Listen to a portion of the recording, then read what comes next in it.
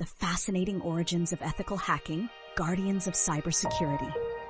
Imagine a world where hackers aren't the villains, they're the protectors.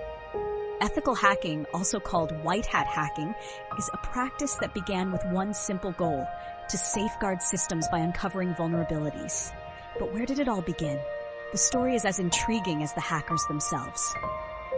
In a tech-driven age, security breaches are everyone's nightmare.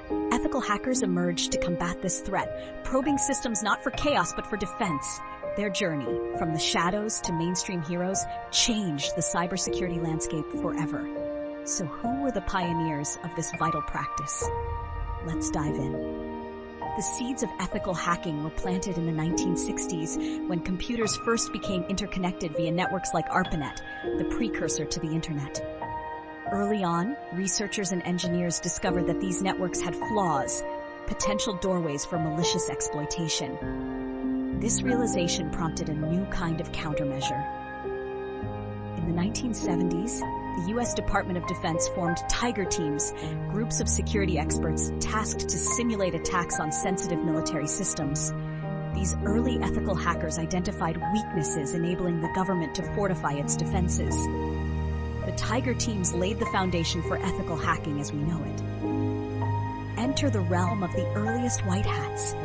Individuals like Robert Morris Sr., a cryptographic expert and intelligence officer.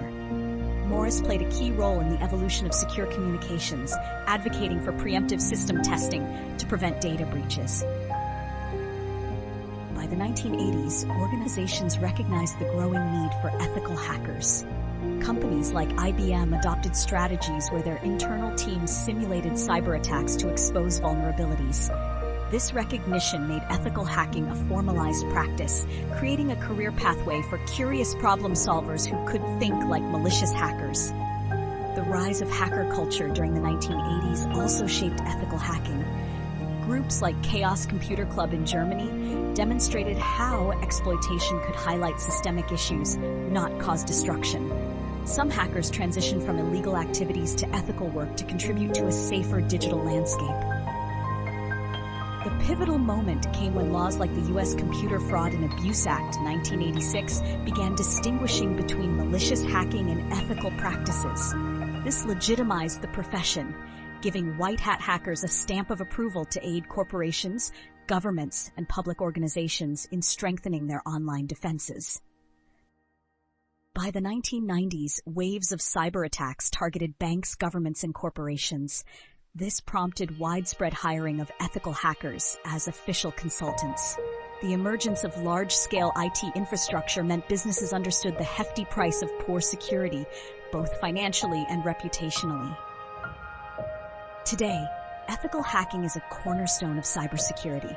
From penetration testers to bug bounty hunters, their expertise shields sensitive data from threats.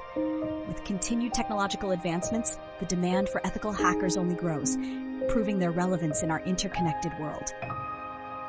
Ethical hackers didn't just expose vulnerabilities, they transformed the perception of hackers from troublemakers to problem solvers. Their work challenges us to see hacking not as inherently deviant, but as a tool for improvement when wielded correctly. Along the way, they've inspired the next generation of tech enthusiasts.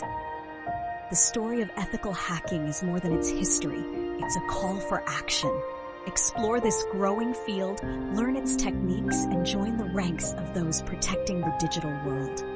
Share this video with fellow tech enthusiasts, subscribe for more content, and take your first step toward becoming a digital defender today.